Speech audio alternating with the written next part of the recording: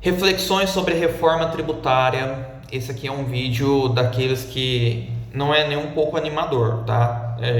Para quem está buscando solução rápida para os seus problemas, pula o vídeo, vai fazer outra coisa da vida, porque de fato não é essa a intenção aqui. É de fato trazer luz a problemas existentes que vão perdurar por décadas ainda com a reforma tributária. Eu estava lendo há pouco aqui o Manual de Execução Fiscal, esse camalhaço de livro aqui, umas 1000 e tantas páginas.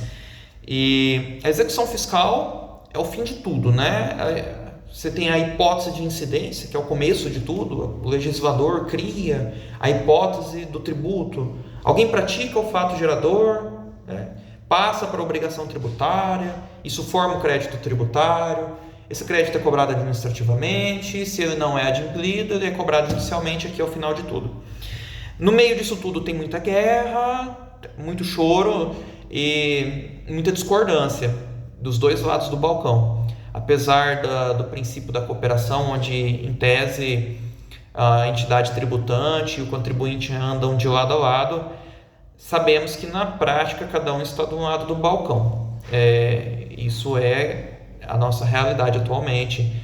Existe um conflito de interesse onde há uma invasão do patrimônio particular, na medida também que nós escolhemos a nossa tributação, né? Nós, enquanto sociedade, votamos em pessoas para nos representar e nós nos tributamos, né? Eu não vou lembrar o nome agora do autor, que tem uma expressão assim, que ele fala que nós tributamos a nós mesmos.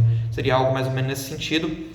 Mas nessa questão de nos tributar é onde nascem muitas guerras, né? E um dos grandes problemas que nós enfrentaremos pelos próximos anos, veja, é isso aqui, ó, ICMS e ISS. Para quem pensa que esses impostos vão acabar agorinha, juntamente com a PIS/COFINS, né? Para quem está animado, fala, olha, acabou, vamos resolver isso daqui a pouco. Esse daqui a pouco talvez seja para a próxima geração. E esse aqui é um começo dessa reflexão. Nós vamos lidar aqui com o tema do contencioso tributário, como que as coisas tendem a ter discussões inúmeras na justiça, e como ainda agora não temos consenso em quase nada da reforma tributária, interpretações, corrente doutrinária. Gente, e aqui não é falando que a reforma tributária é ruim, tá?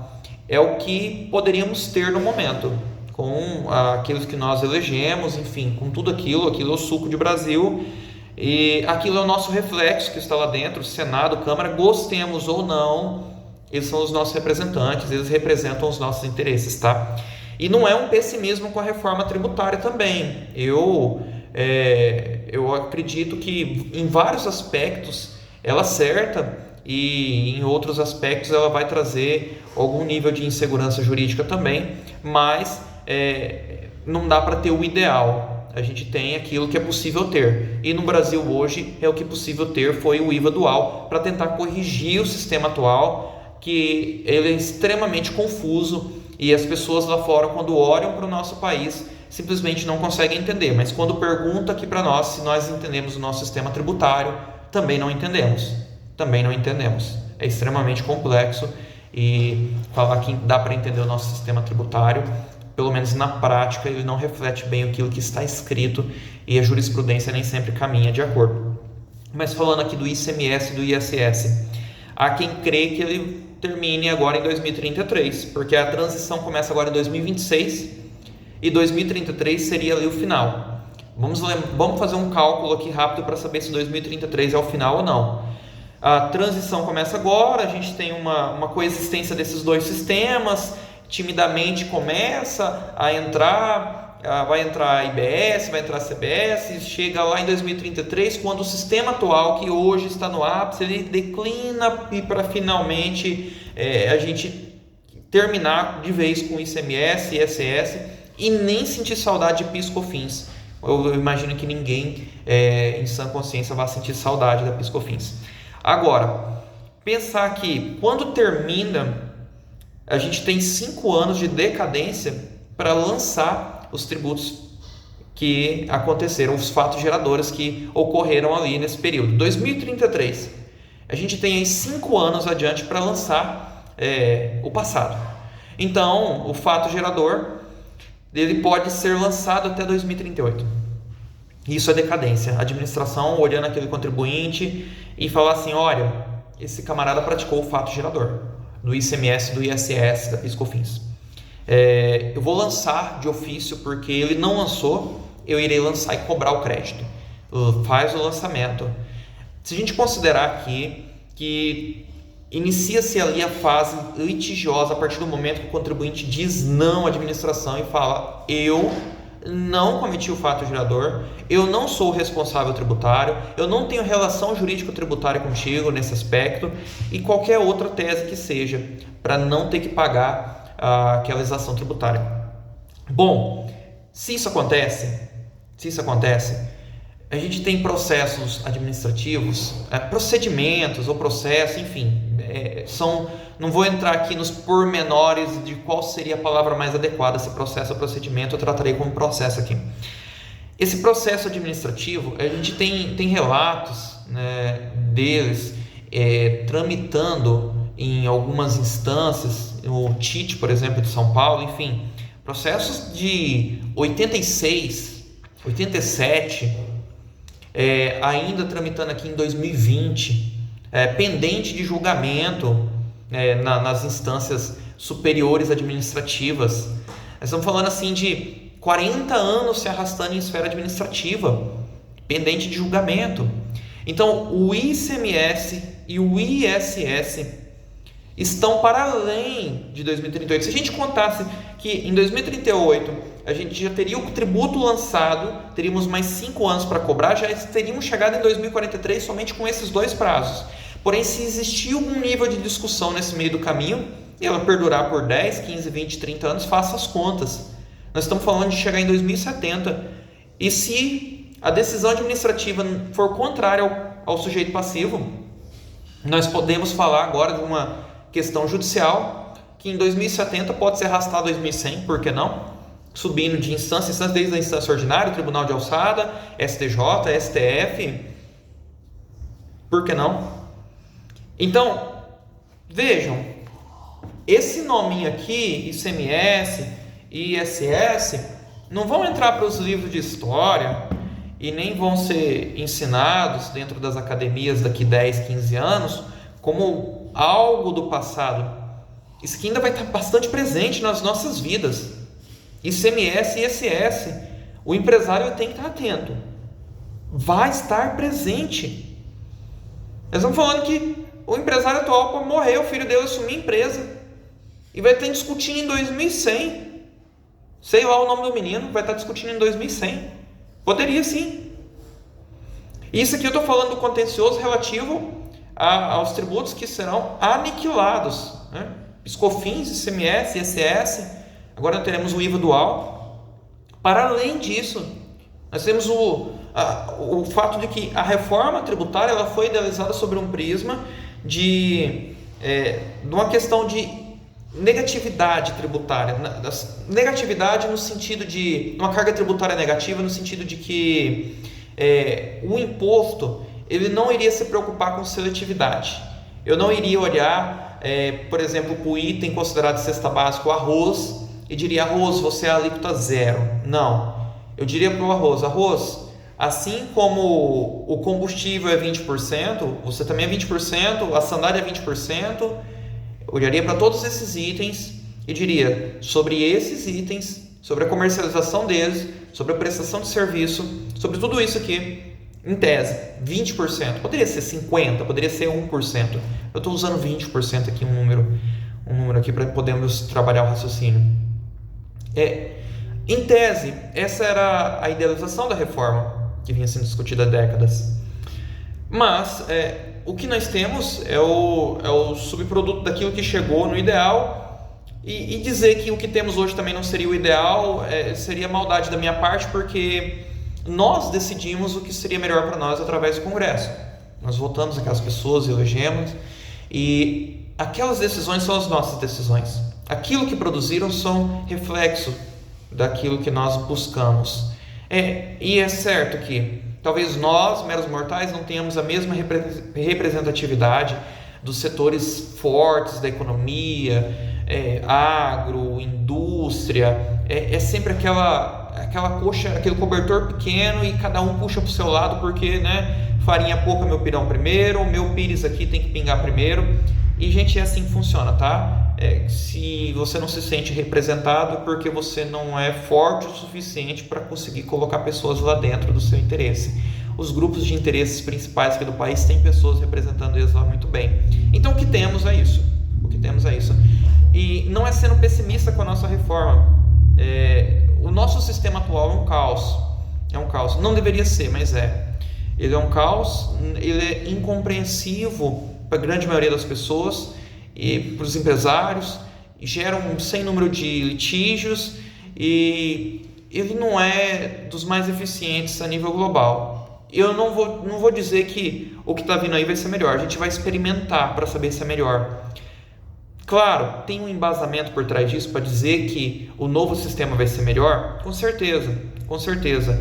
Eu me filio mais àquela corrente que diz que ele é melhor do que o que nós temos hoje. Ele não é o ideal para o nosso país, mas é melhor do que o que temos hoje. E esse novo sistema, ele não visa diminuir a carga tributária. Alguns gostariam de uma reforma tributária que diminuísse aquilo que nós pagamos em tributos, mas não é essa a intenção da atual reforma. A intenção dela é deixar claras as regras do jogo e simplificar. O investidor ele precisa olhar para o nosso país e entender quanto que ele paga de tributo. É isso. Olha, quanto que custa? Quanto que é efetivamente? As regras do jogo vão alterar. Eu vou competir com a empresa no município vizinho. Eu fiz todo o meu plano de negócio aqui. E no município vizinho, de repente, ele tem uma regrinha especial diferente e aí o meu concorrente consegue produzir com menos imposto o mesmo produto que o meu para escoar para o mesmo público. Então, é essa insegurança jurídica que a reforma tributária visa corrigir. E nisso eu acredito que ela vai colher sim seus frutos bons. Quanto a um pessimismo em relação ao contencioso, sim, eu acredito que ele vai existir. Por exemplo, se a gente estava falando de um prisma de neutralidade de imposto, hoje já sabemos que a seletividade ela continua, para a felicidade de alguns, para a tristeza de outros, etc. Enfim, mas a seletividade, por exemplo, o arroz, alíquota zero, há quem diga que acertou a mão, porque isso promove uma justiça fiscal, porque o pobre consome arroz e se ele tivesse sendo tributado naquilo que é mais básico para a sua necessidade humana, em tese ele está pagando mais impostos e logo os impostos seriam mais regressivos. Então ela visa também corrigir essa questão da regressividade, com certeza, tentando tornar mais progressivo, porque nesses itens considerados cesta básica e outros serviços essenciais, hospitalares, escolas, etc., onde você tem uma redução de alíquota, né? Você tem uma redução aplicada em cima disso, dizendo o seguinte: olha, isso é essencial para a vida humana, isso é essencial, as pessoas mais pobres elas precisam consumir isso, logo elas precisam pagar uma carga tributária menor. Há quem vai dizer o seguinte: melhor seria tributar tudo por igual e entregar um cashback, porque o cashback existe, só que bem timidamente, entregar um cashback para essas pessoas que são mais pobres, declaradamente mais pobres, e elas poderem pegar de volta esses impostos que foram pagos. Tudo bem. E onde que começam a surgir os problemas aqui? Essencialidade do bem. Digamos uma bolacha com muito açúcar. Há quem vai defender o seguinte: açúcar é prejudicial à saúde. Tudo bem, a pessoa pode defender isso. Vai se embasar nas suas mais variadas teses. Açúcar é prejudicial para a saúde e a bolacha, o biscoito, de onde você quiser ver esse vídeo, sei lá como é que você chama, bolacha, biscoito, eu chamo de bolacha aqui, é prejudicial à saúde. Logo, ela tem que receber uma tributação maior para desincentivar o consumo dela, porque ela torna as pessoas mais obesas. Se as pessoas são mais obesas, têm mais doença, vão parar nos hospitais públicos e acaba gerando esse ciclo e tal. E aí do outro lado do balcão está o produtor dessa mesma bolacha, desse mesmo alimento, dizendo o seguinte: a bolacha que você está dizendo que é prejudicial para a saúde, ela mata a fome. Se você tiver com fome e você comer a bolacha, mata a fome. E é um argumento válido. E vai dizer do outro lado do balcão o seguinte: você está condenando o açúcar, você está condenando o carboidrato, mas o carboidrato é essencial para a vida. Sem ele, nem raciocinar você conseguiria. Vai entrar nos aspectos técnicos e legais, e, enfim, da questão da medicina. Outro ponto: Agrotóxico. Agrotóxico, ele deve ser desincentivado o uso? Porque eu posso chamar o agrotóxico de defensivo agrícola. E se eu o chamo de defensivo agrícola, na verdade eu gostaria de estimular o seu uso, já que ele defende a agricultura. Mas se eu o chamo de agrotóxico, eu estou dizendo que aquilo que provém da agricultura está com algum tóxico que é prejudicial à minha saúde. Logo, ele deveria ser desincentivado. E vai existir as duas correntes. Diria para vocês com muita certeza. Há quem vai dizer, deve-se tributar sob o prisma extrafiscal para desincentivar o consumo do agrotóxico e, enfim, fazer com que se movimentem e tenham práticas mais sustentáveis. E há quem vai dizer o seguinte, que ser sustentável é usar o defensivo agrícola, também chamado de agrotóxico, porque ele faz com que os insumos de alimentação, o tomate possa durar mais, que a praga não chegue até ele, que as pessoas vão se alimentar daquilo de uma maneira mais segura, que poderia ter uma certa praga que contaminaria ele se não tivesse utilizado esse defensivo agrícola. Essas discussões vão existir. A essencialidade de uma camisa produzida, é essencial a roupa sim ou não? Se ela é essencial, eu também gostaria de ter uma redução de alíquota. Essas discussões vão chegar. Elas vão chegar no judiciário. O judiciário vai enfrentar. Aí você pega um Brasil gigantesco. Você vai pegar decisões das mais variadas possíveis.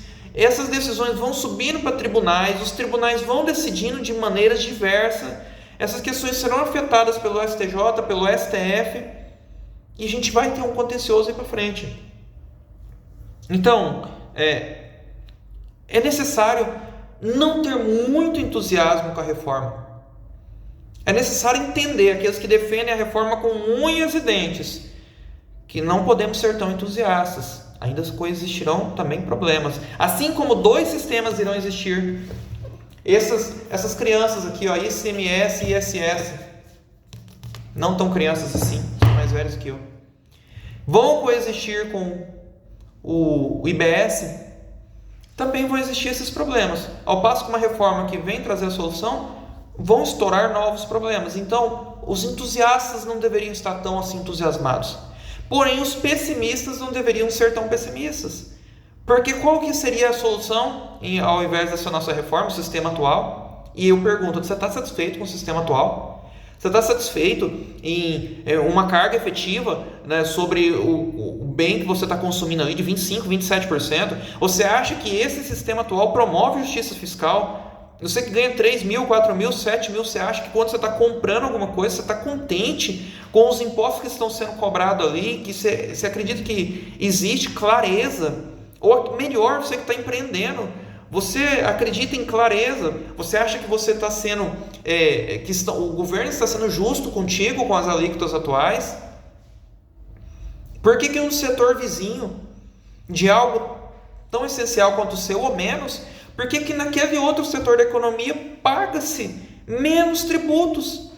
Aquele ser humano lá é mais precioso que você que está empreendendo, aquele outro empreendedor é melhor que você para ter um setor mais privilegiado, com mais isenções, com mais um sem número de coisas. Então, assim, aos muito entusiasmados, precisamos botar os pés no chão e saber que teremos um sem número de litígios. Enfrentaremos temas bastante controversos. E talvez a minha geração vá passar e ainda estaremos enfrentando esses temas. E aos pessimistas, diria que, enfim, é o que temos para hoje no Brasil para tentar melhorar aquilo que já é muito ruim, que é o nosso sistema tributário. E se vai dar certo, a experiência brasileira vai dizer. Se eu não me engano, tem IVA dual em mais outros 2 lugares do mundo. Se eu não me engano, a Índia implementou recentemente. Eu não sei se o Canadá também é um outro país que tem um IVA dual. Eu sei que o IVA único, não esse dual, existem em outros tantos países do mundo. Os membros da OCDE estão funcionando bem, vão bem, obrigado. Mas só que também são países que a carga tributária sobre o consumo normalmente é pequenininha e eles tributam bastante a renda. Enfim, são outras realidades. Nós vamos ter que aprender a conviver com esse sistema. Esse é um vídeo para reflexões, acabou ficando grande, eu esperava fazer um vídeo nos 4, 5 minutos. Estou chegando em 20 minutos aqui de vídeo. Mas eu não trouxe esclarecimentos, mas eu trouxe mais indagação e questionamento para levar aqueles entusiasmados com o conteúdo jurídico, tributário, a refletir e tentar buscar soluções. A gente vai ter que trabalhar isso pelos próximos anos e eu espero que nós possamos, aos poucos, ter êxito nessa árdua tarefa de interpretar o novo sistema e a coexistência dele com o nosso sistema atual. Eu vou ficando por aqui, eu vou deixar no link esse manual aqui de execução fiscal, enfim, mas nem é o tema aqui hoje da nossa conversa.